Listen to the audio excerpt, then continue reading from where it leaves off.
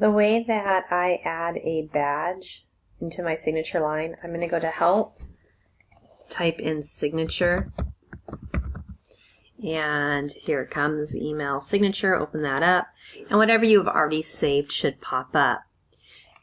Now, if you get a badge and it's already small, all you have to do is copy and then paste it in.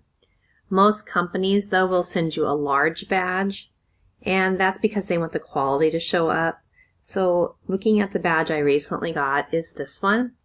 So it's too huge. If I just take it and paste it in there, I'll show you what will happen.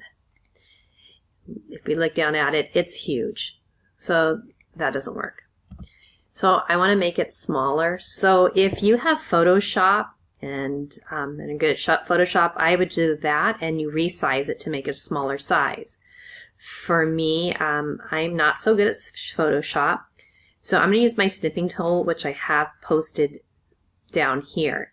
If you don't have your snipping tool pinned down at the bottom, if you come here to your search and put in snipping, up comes the tool and you would click on it. So I'm going to use my snipping tool, and when I get those crosshairs, I'm going to snip or cut what I want to appear. So that looks good. I'm going to copy, and I'm going to use Publisher. In Publisher, I'm going to paste.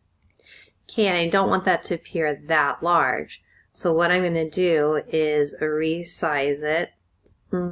It has to be pretty tiny, so maybe like that.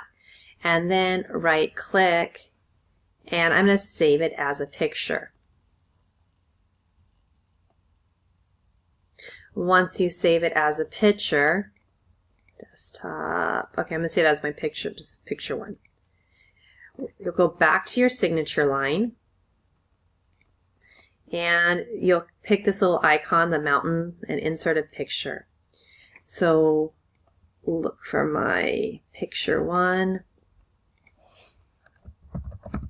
There it is. And I'm going to put it in there.